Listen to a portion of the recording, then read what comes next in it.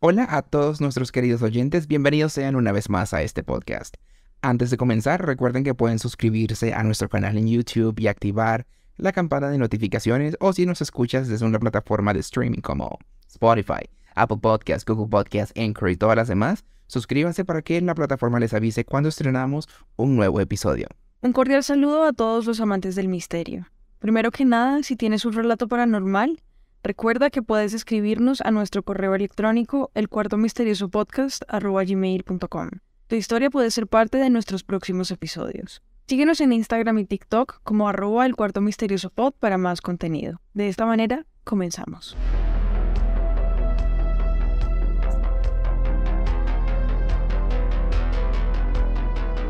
Sigamos caminando por este laberinto lleno de sombras que nos llevará al cuarto misterioso.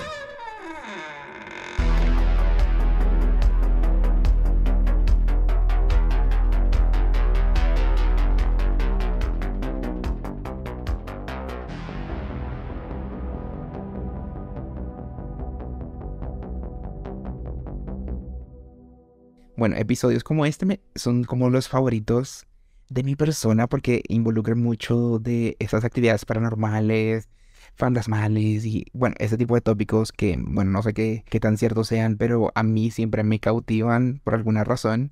Y, por ejemplo, o sea, ya lo hemos mencionado en muchísimos episodios anteriores, como casos de posesión, como exorcismos y ese tipo de como de cosas donde el demonio como que es el que ocasiona toda esta actividad, como que es el protagonista.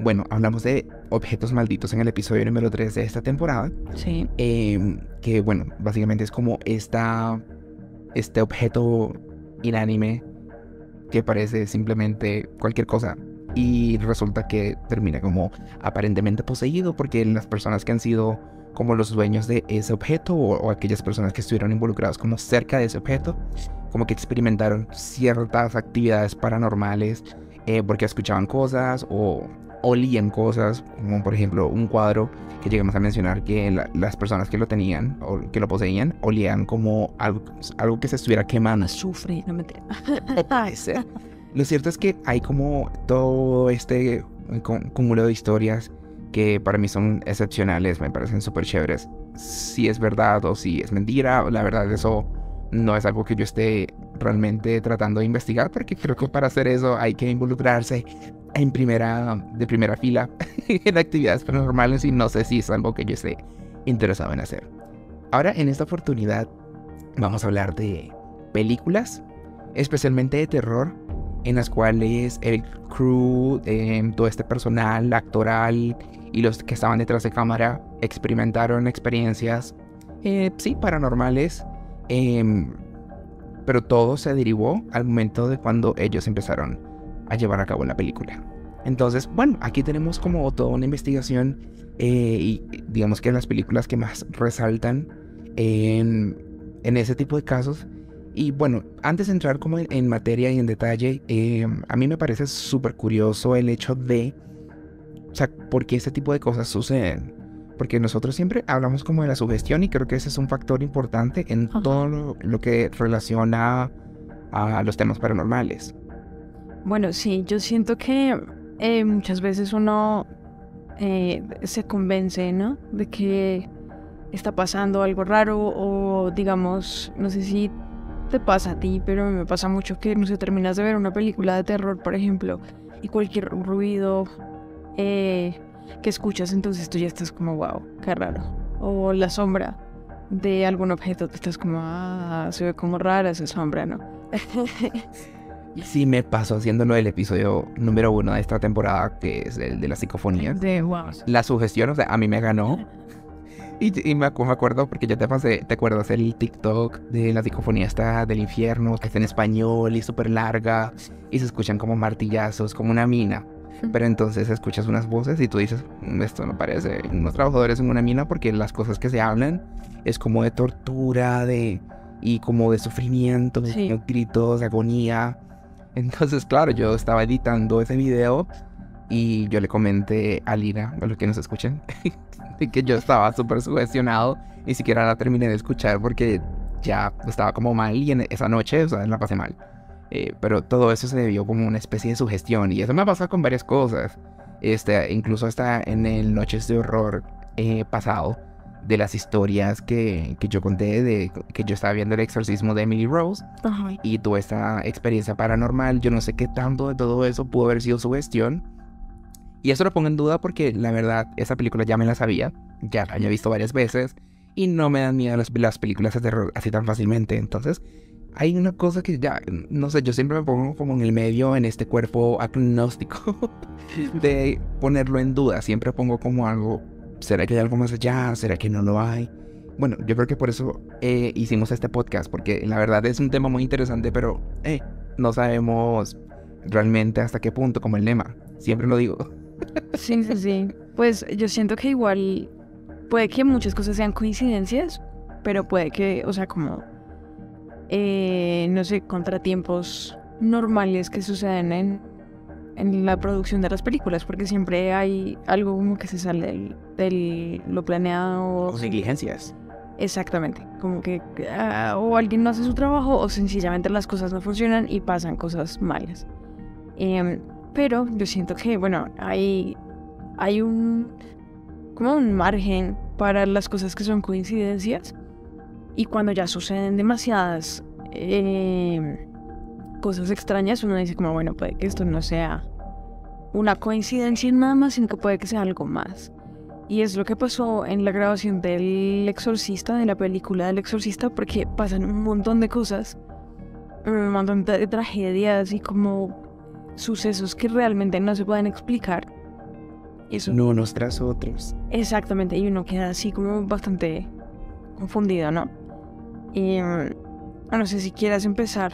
Sí, claro, es que mira, a mí lo que más me causa curiosidad, porque esto ya no se trata de, ay, que escuché una voz, o sentí que me tocaron, o no sé, lo que sea, vi una sombra, que creo que son como las características más comunes de la sugestión, donde no estás seguro de lo que pasó, pero hubo un evento que quizás te generó esta sensación y eso te quedó como grabado acá en la mente y cuando te encuentras en un momento vulnerable, y a eso me refiero, estás en tu cama, estás en tu cuarto solo, lo que sea, o hay un ruido, cualquier cosa, lo puedes asociar con algo paranormal. Pero a mí lo que me causa más intriga es cuando, por ejemplo, esta película del Exorcista, los eventos que sucedieron en la producción van mucho más allá. Estamos hablando de muertes Ajá. del crew. O sea, estamos hablando de que hay algo que está pasando que uno dice, bueno, casualidad que se mueran 1 o 2 personas, pero es que fueron varias personas.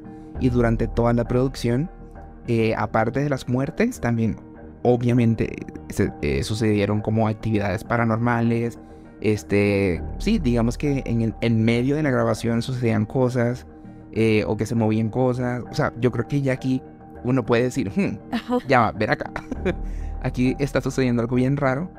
Entonces, por ejemplo, una de ellas fue que el abuelo de Linda Blair, es la actriz que interpreta a Regan, que es la niña poseída. Ajá. Resulta que él falleció y obviamente esto desanimó completamente a la actriz.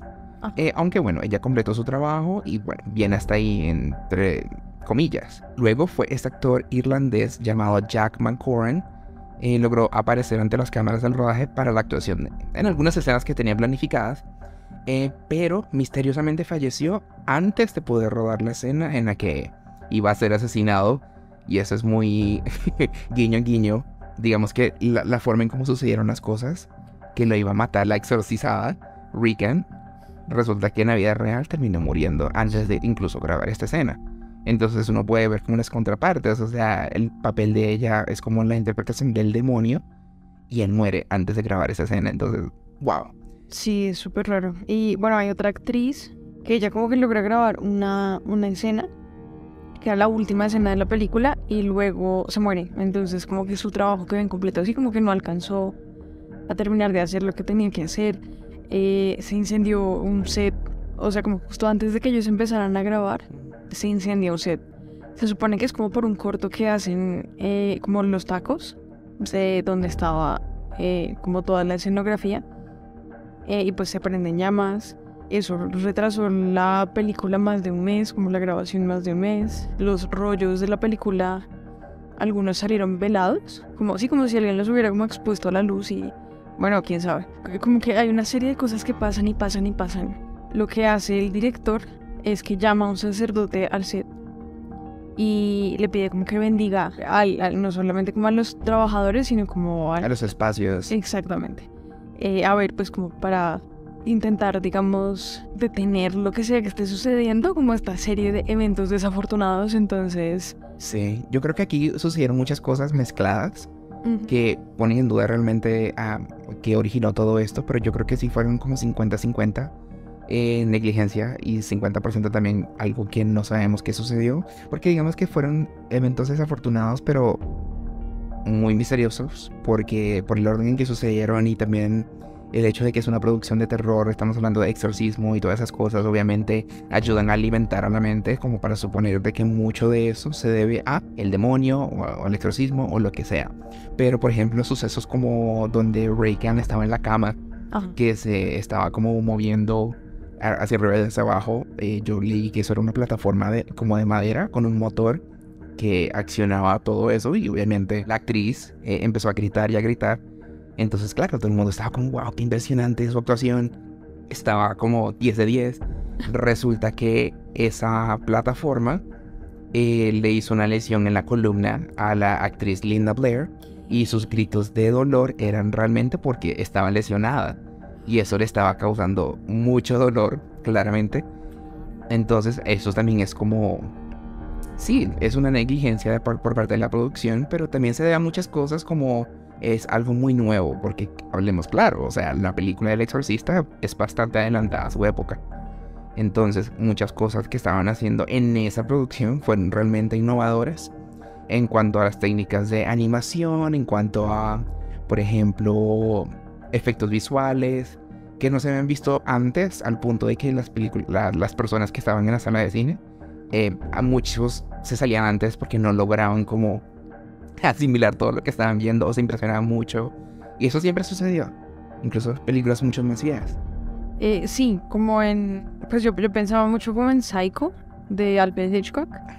Que claro, él nunca, o sea, lo que se rumora es que él nunca dejó como que la gente leyera los libros. Él hizo algo que es bastante extremo, que fue como mandar recoger y mandar comprar todas las copias del libro en el que estaba basada la película, para que nadie tuviera acceso como a la historia y nadie supiera cómo terminaba.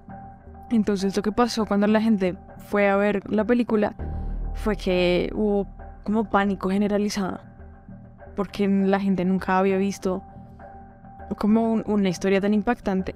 Claramente no es tan gráfica, o sea, lo que tú ves es como un esqueleto al final de la película, ¿no? Que es la mamá del... Pero para la época eso era bastante avanzado. Y entonces, no sé, creo que por ahí 15 años o 20 años después viene El Exorcista, que es, claro, con un montón de efectos prácticos que eran bastante extremos, ¿sabes? Porque no era solamente como la tabla que mencionas, sino como que además el vómito como del exorcismo, cuando Regan como que vomita así violentamente.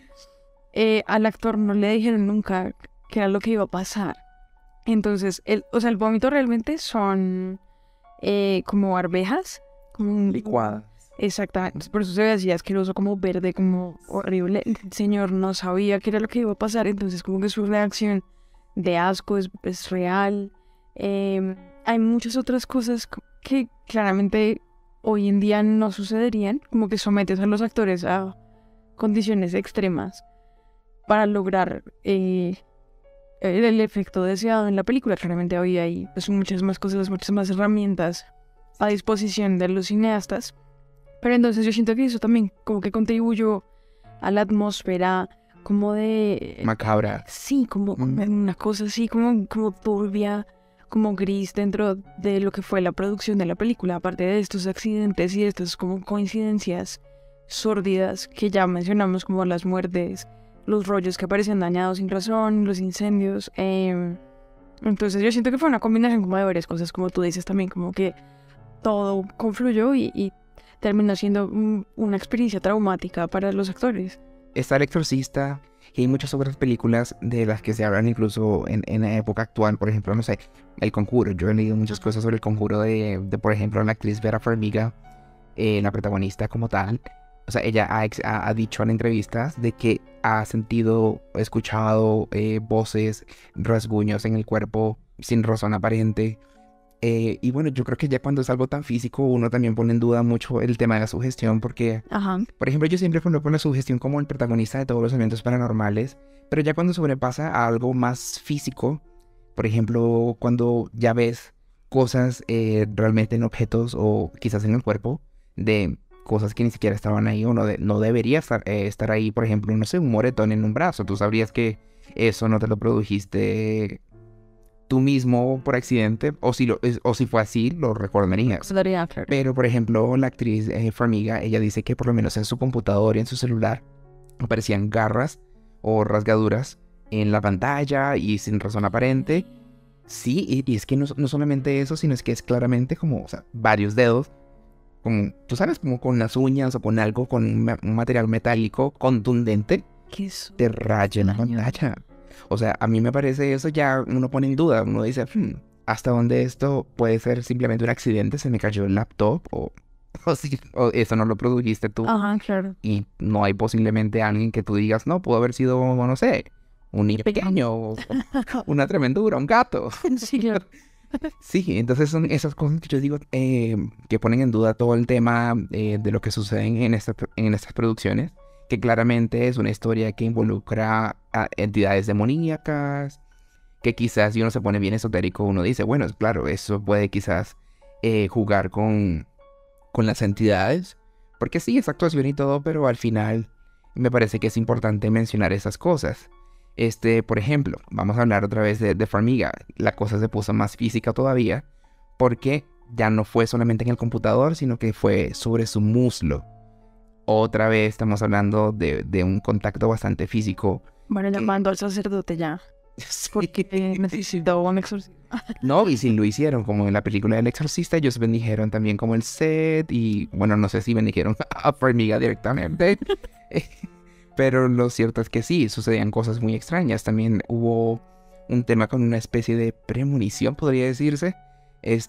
Por ejemplo, la familia Perron, que fue como la familia real en la que estaba basada la película, ellos fueron al set. La primera película, sí. Sí, y el joven, uno de los jóvenes de la familia Perron, le dijo al co-guionista, que es en este caso Chad Haynes, que tenía la sensación de que algo estaba como a punto de pasar algo malo. Entonces, más tarde ese mismo día, la sorpresa para todos, o sea, para la producción y hasta la misma familia, es que la señora Perron se cayó y se rompió la cadera y fue una cosa gravísima que incluso tuvieron que operarla. Entonces, obviamente, la primera reacción fue que la bruja Betsabé Sherman, en este caso, es la que estaba tratando de hacerles daño. Y eso fue un especialista de estos clarividentes que fue a visitar el set y dio con esa conclusión. ¡Qué susto! Bueno, es que siento igual que si a mí me pasara lo que les pasó a ellos, yo no volvería ni loca, ni cerquita a la casa donde sucedió. Y bueno, y así como en El Conjuro hubo un montón de películas que a lo largo de la historia también manifestaron como los mismos, digamos, síntomas. Por ejemplo, esta de Poltergeist, y echamos para atrás hacia los 80, también sucedieron un montón de sucesos paranormales de este tipo, como en El Exorcista, donde mucha gente o varias personas murieron. Por ejemplo, en la película dirigida en el 82, que fue escrita por Steven Spielberg, by the way. Básicamente, esta película hizo honor a su nombre con otra serie de trágicas casualidades, entre las que destacan 2 asesinatos. Además, esta actriz Heather O'Rourke, ella murió poco después del estreno de Poltergeist 3. Y eso fue en el 88 y apenas tenía 12 años. Bueno, pero la cosa no termina allí. Básicamente eso fue una enfermedad intestinal que ella tuvo. Ella fue la que interpretó a Caroline en la tercera parte. Pero también la hermana en ficción, en la película, que la interpretó Dominique June, ella fue estrangulada por su novio. Años después, la actriz Lou Perryman también tuvo una muerte súper violenta en el 2009. Resulta que un joven la mató con un hacha en Austin, Texas, y ella apenas tenía 67 años. Oh, qué horrible. Bueno, pero las muertes de los actores de las películas de Poltergeist no se detienen ahí. Otras 2 personas, que eran Julian Beck y Will Sampson, también murieron mientras estaban rodando la película. El primero se murió en 1985. Él tenía cáncer de estómago y se murió pues mientras estaban completando la segunda parte de Poltergeist. Y Will Sampson, él se murió en 1987, también durante el rodaje de la segunda parte. Lo más, digamos, interesante de Will Sampson, él era nativo americano, era indígena, y él siempre aseguró que era un chamán en la vida real, como con poderes sobrenaturales y como conocimientos sobrehumanos. Pero pues bueno, nunca se pudo comprobar. No, y a mí lo que me parece curioso además, porque del chisme, digamos, o de la farándula, es que estaban especulando de que muchos de los esqueletos que se utilizaron en la escena de la piscina, ¿sabes? En la primera de Poltergeist, aparentemente eran reales. No eran simplemente un esqueleto plástico, realmente eran como de cuerpos Bueno, reales. Y eso es algo que denunció una actriz en algunas entrevistas, pero no sabemos hasta qué punto eso pudo haber sido cierto. no, pues ahora ya sabemos por qué se murió. No, mentira. La maldición de Poltergeist. Nunca te dijeron a ti, es como que si jugabas o como si tratabas esqueletos reales como sin respeto, entonces te iban a jalar los pies de noche. De pronto no es normal como entrar en contacto con esqueletos reales. Bueno, lo que pasa es que la mamá de un compañero de colegio es médica. Entonces, y profesora, entonces ella tenía como acceso a, pues, a todo el material educativo, digamos, de los universitarios. Y alguna vez, por alguna razón, yo no recuerdo muy bien, pero mi amigo llevó un montón de esqueletos de huesos reales al colegio. O sea, no recuerdo. ¿Pero humanos? Sí, claro. Y como que, bueno, pues, no sé, seguramente era para clase de biología. Francamente, yo no me acuerdo la razón. El caso es que todos, pues, como que lo miramos y explorábamos y sí, como que investigábamos los huesos. Y siempre nos decían, el profesor nos decía eso, como no se pongan a jugar con el hueso porque nosotros estábamos claramente molestando con los brazos y con los cráneos, o sea, y nos decía como, por favor, no. Sí, como le van a jalar las patas, le van a jalar las patas. Y yo por la noche, no me van a jalar las patas. Ay, Dios. Mami. Ay, pero qué locura. Entonces, bueno, ya no juegues con esqueletos. Lo voy a evitar. Creo que hay bastantes cosas bien extrañas que sucedieron en estas películas. Muchos sucesos extraños que tú puedes explicar con una palabra que se llama apofenia o con un término que se llama apofenia. Que es básicamente una forma elegante de decir que te sugestionaste. O sea, cuando tú estás viendo como patrones en sucesos en los que realmente no hay patrones, cuando estás escuchando ruidos que no están ahí sencillamente por el hecho de que hay algo que tú crees que genera como así como este convencimiento y esa correlación entre cosas que no de ninguna otra forma como que tendrían sentido relacionarlas. Entonces, pues este es un término que lleva mucho tiempo como dándole vueltas al mundo. Lo acuñaron en el 59 por un neurólogo y psiquiatra que se llamaba Klaus Conrad. Y como que se ha ido, digamos, expandiendo de a poquito, como en todas las esferas de la vida humana. Pero sí, es más o menos eso, o sea, como cuando tú estás viendo, no sé, una papa de paquete y ves la cara de la Virgen María o ves la humedad, la cara de Jesucristo, eso es apofenia, como que tú estás convencido de algo, ¿no? Estás buscando algo, entonces claro, tú ves la humedad y tú dices, no, un milagro. Y ya más. Estás buscando como una forma o una explicación a algo que sencillamente Exactamente. no tiene sentido. Pero igual, o sea, hay un montón de cosas muy raras que suceden a las que puede que sí se les pueda atribuir un origen sobrenatural. O sencillamente quizás es un evento tan desafortunado, mucha casualidad.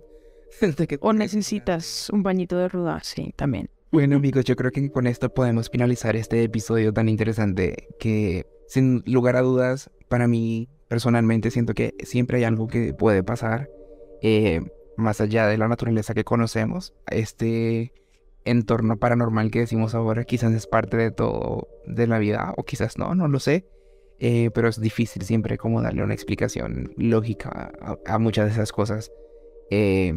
Y bueno, yo creo que lo mejor de todo, y como siempre lo digo, es disfrutar de esas anécdotas para charlar con amigos y bueno, y pasarla bien. Y sugestionarnos, como siempre. Bueno, amigos, espero un episodio como este todos los viernes a las 6 de la tarde, hora Colombia, 7 de la noche, Venezuela, que vienen muchas más historias.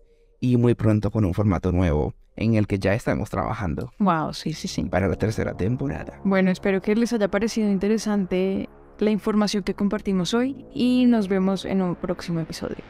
Chao. Chao, chao. Si te gustó, compártelo con todos tus amigos en redes sociales. Así podremos llegar a más amantes del misterio como tú y como yo. Si tienes un relato paranormal, recuerda que puedes escribirnos a nuestro correo electrónico elcuartomisteriosopodcast@gmail.com. Síguenos en Instagram y TikTok como El Cuarto Misterioso Pod y en nuestras cuentas personales @lina_lafont y @rocknerlaya. La música del intro fue compuesta por Carlos Laya les habló Lina Lafont y Rockner Laya. Hasta la próxima.